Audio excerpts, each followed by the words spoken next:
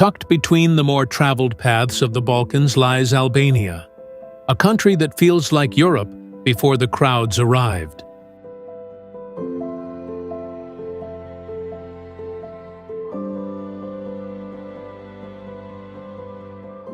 For decades, it remained one of the continent's most isolated places, sealed off from the outside world during the communist era.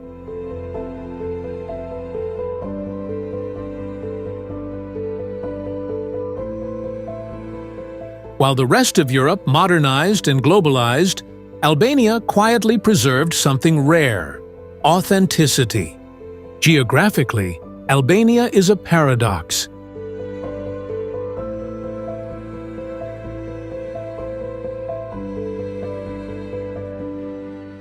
In a single day, you can stand on the shores of the Ionian Sea, with waters as clear as the Greek islands, and then drive into the dramatic peaks of the Albanian Alps.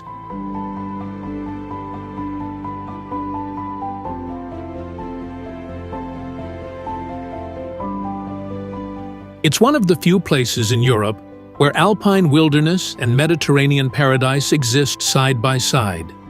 Over thousands of years, Illyrians, Romans, Byzantines, and Ottomans all left their mark.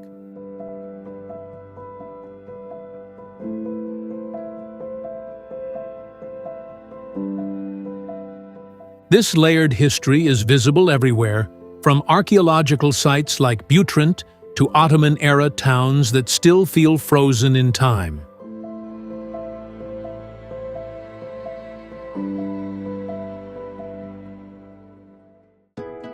Then there's the people.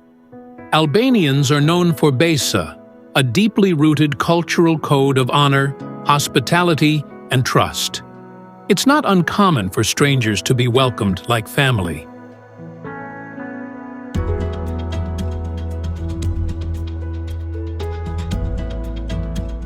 In a world that often feels rushed and transactional, travelers often leave Albania not just with photos, but with stories of unexpected kindness.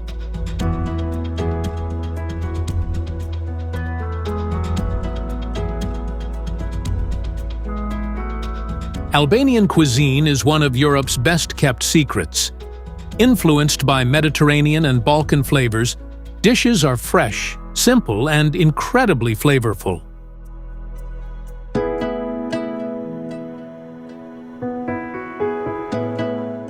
From grilled seafood along the coast to traditional dishes like Berat, every meal feels authentic and, surprisingly, affordable.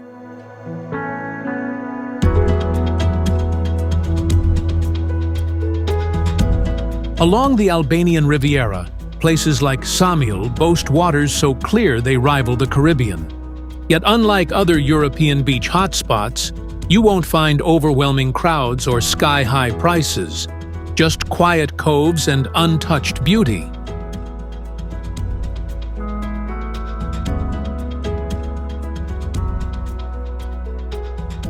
After decades of isolation under communist rule, Albania is rapidly evolving.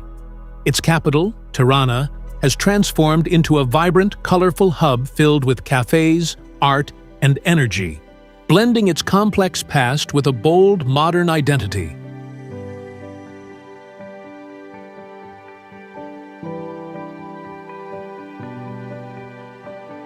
It is Europe's last hidden paradise, and that, for the traveler who arrives now, before the world catches up, is perhaps its greatest gift.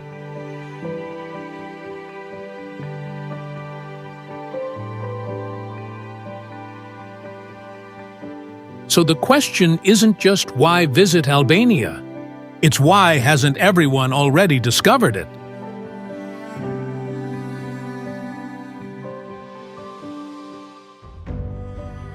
In this video, Four Corners Wonders is taking you to explore Albania's most breathtaking places, from hidden beaches to ancient cities, before the rest of the world catches on.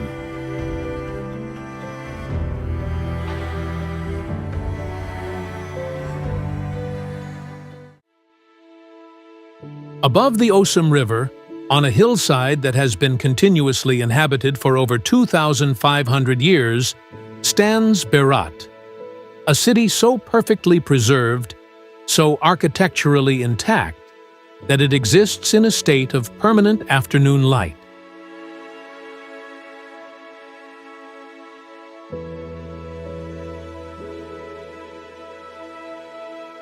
It is called the City of a Thousand Windows, and the name is no exaggeration.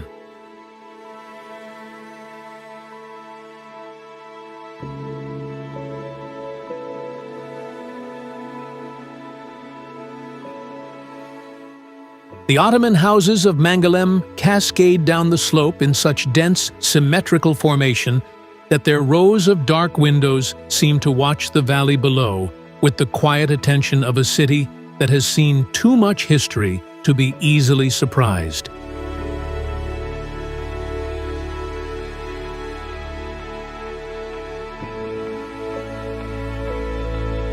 At the summit, the Kala, the castle quarter, has been inhabited since the 4th century before Christ.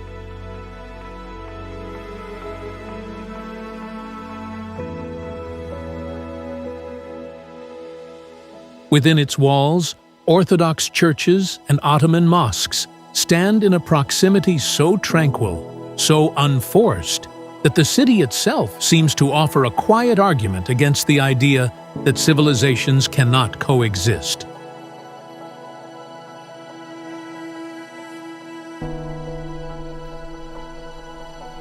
Here, the Byzantine painter Onufri produced some of the most luminous religious art of the 16th century, using a shade of crimson so vivid, so unmistakably alive, that 4 centuries of Balkan light have failed to diminish it.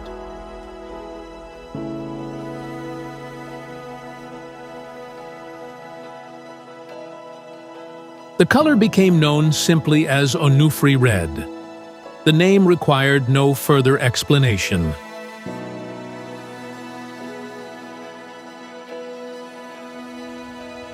Further south, where the Drino Valley narrows between the highlands of southern Albania, stands Gjirokastër, a city built not from ambition, but from necessity.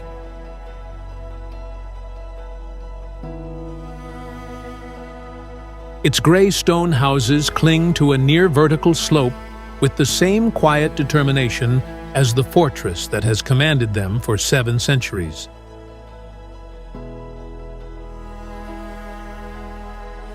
The castle is one of the largest fortresses in the Balkans. It was once the stronghold of Ali Pasha of Ioannina, a warlord of such political cunning and personal ferocity that Napoleon himself sought his alliance, and the poet Lord Byron made the journey here on horseback to secure an audience.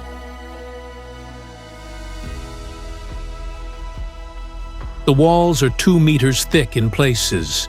They absorbed artillery fire for centuries and simply endured.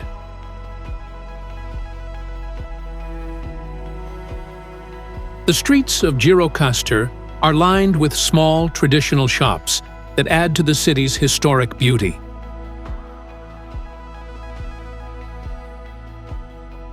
Many are found in the old bazaar, where wooden storefronts display handmade crafts, woven rugs, and locally produced goods.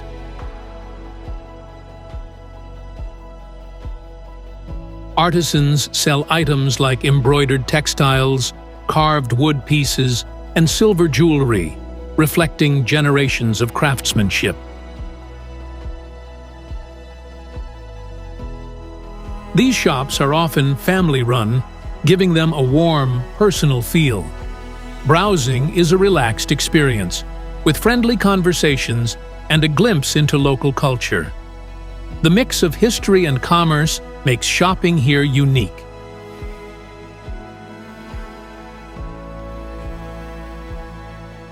It is a city that does not invite you to admire it. It compels you, the way all things carved from the earth, rather than built upon it, eventually compel the eye.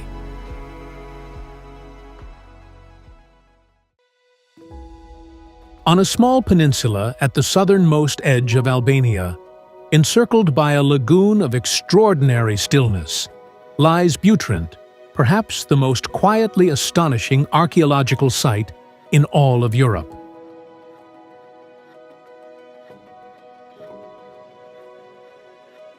Here, in a forest so dense that the ruins emerge from it rather than stand apart from it, 27 centuries of continuous human habitation have left their marks, one atop the other, like pages in a manuscript that no civilization could bring itself to close.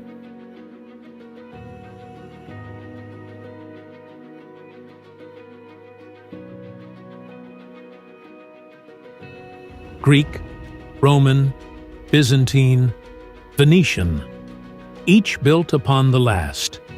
Each left something behind.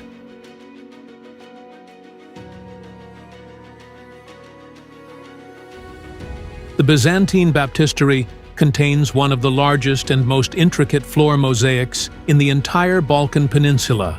Its patterns of birds and fish rendered in tesserae no larger than a thumbnail, their colors undimmed by the 15 centuries of soil that once covered them.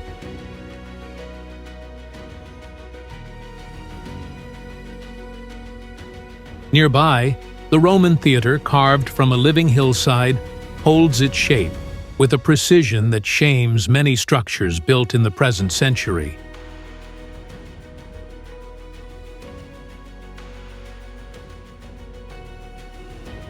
Butrint is a place that rewards silence. To stand within its theater at dawn, with the mist still lying across the lagoon and no other sound but the water, is to feel the full weight of 27 centuries pressing gently, insistently upon the present moment.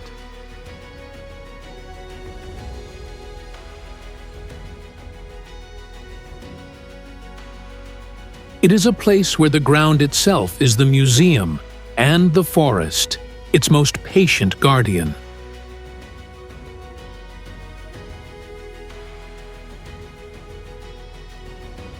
"150 kilometers of coastline stretch southward from the port of Vlora to the Greek border. And for most of its length, it remains something increasingly rare in the Mediterranean world. Genuinely, defiantly wild.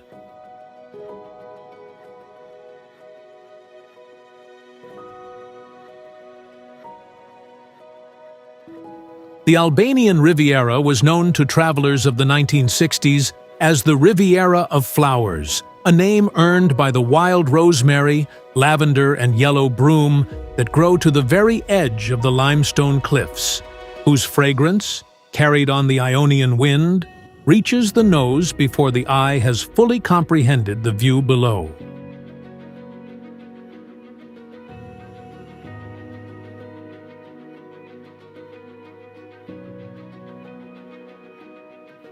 At its southern end lies Ksamil, a village of such concentrated beauty that the comparison to the Maldives, though easily dismissed, is difficult on a clear July morning to resist.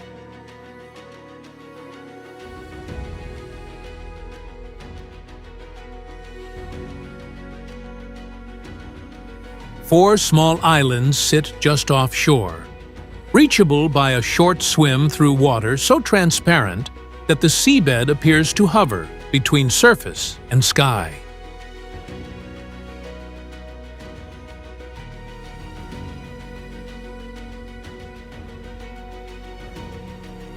The water temperature in high summer reaches 26 degrees. The sand is white. The fishing boats are painted the color of the sea that holds them. And on a clear morning, the island of Corfu is visible across the strait, close enough that it seems less like a neighboring country and more like a continuation of a dream not yet finished.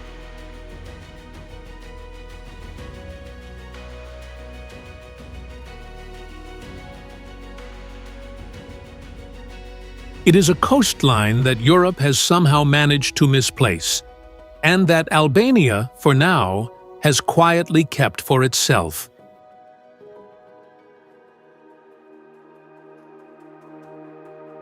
25 kilometers east of the port of Saranda, a forest path leads through beech trees and cold air to one of the most extraordinary natural phenomena in all of Europe.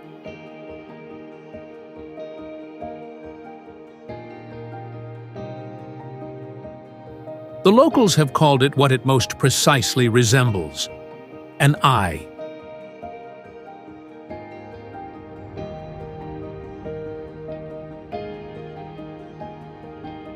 The Blue Eye, Syri, Kaltër, is a freshwater spring of unknown depth. Divers have descended beyond 50 meters and found no bottom.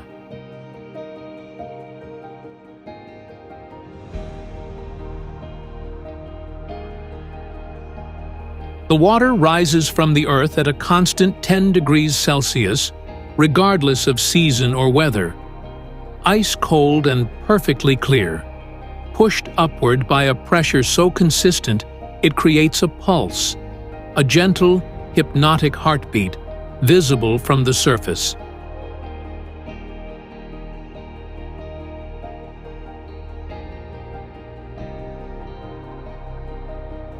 The color is not the result of mineral deposits or algae.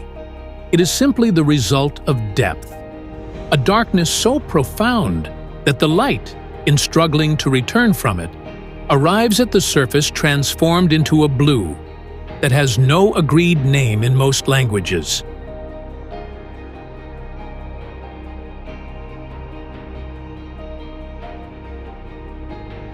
It is a place where the earth opens its eye and holds your gaze without blinking.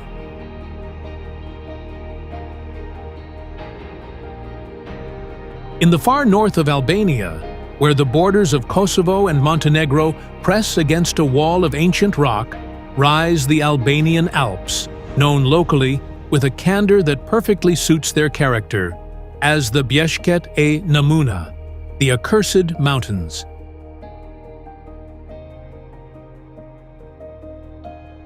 The name, legend holds, was given by a mother whose sons were taken by these mountains, claimed by avalanche and altitude, and the pitiless beauty of a landscape that does not negotiate with the human need for comfort.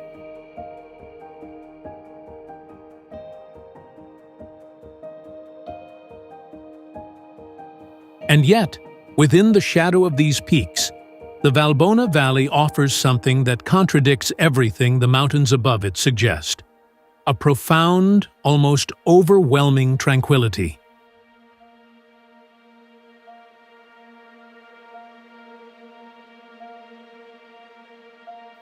The valley floor is green beyond reason, a river-fed meadow bordered by beech forests and limestone walls, where the air carries the cold of glaciers and the sweetness of wildflowers simultaneously.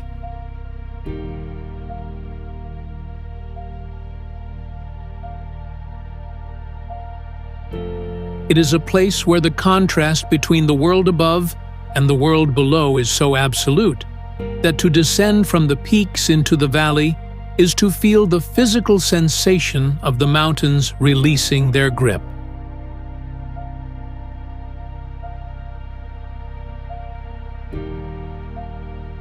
These mountains carry the largest population of golden eagles in Europe, the same double-headed eagle that watches from the Albanian flag, sentinel of a nation that has always understood that true freedom requires altitude.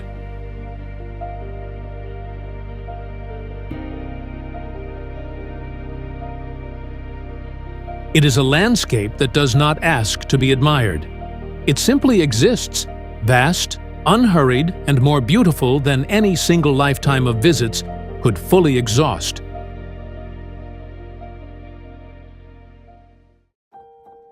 Tirana is one of Europe's most surprising capitals, a city that has reinvented itself in a remarkably short time. Once defined by its rigid communist past, Tirana today is vibrant, colorful, and full of energy. Walking through the city, you'll immediately notice its bold personality, with bright buildings, lively cafes, and a youthful atmosphere that reflects a new generation shaping Albania's future. At the heart of Tirana lies Skanderbeg Square, a vast open space named after Albania's national hero. From here, you can see the city's layered identity. Historic landmarks like the Ethembe Mosque sit alongside Italian-style architecture and modern developments. This mix of influences tells the story of a city that has been shaped by many eras, but refuses to be defined by any single one. Tirana is also a city that embraces creativity. Formerly dull, gray buildings have been transformed into colorful works of art, part of a movement to bring life and optimism back into public spaces. Neighborhoods like Bloku, once reserved for communist elites, are now the beating heart of the city's social scene, filled with trendy bars, restaurants, and boutiques. Beyond its lively streets, Tirana offers insight into Albania's complex history. Museums like Bunk Art, built inside massive underground bunkers, provide a powerful look into the country's communist past. Yet despite this history, Tirana feels forward-looking and dynamic.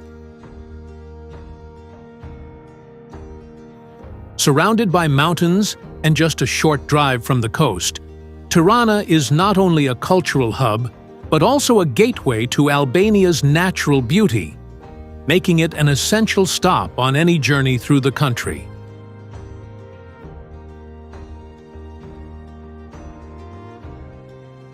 Albania does not reveal itself in a single visit, or a single frame, or a single story.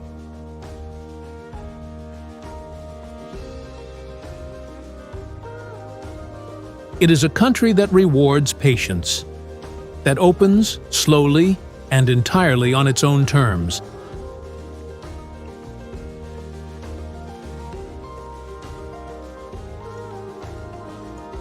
Like a conversation that only begins to matter when you stop trying to finish it.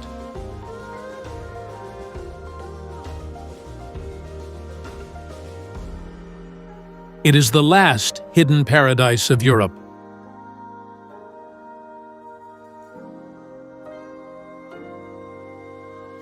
And the world, at last, is beginning to notice.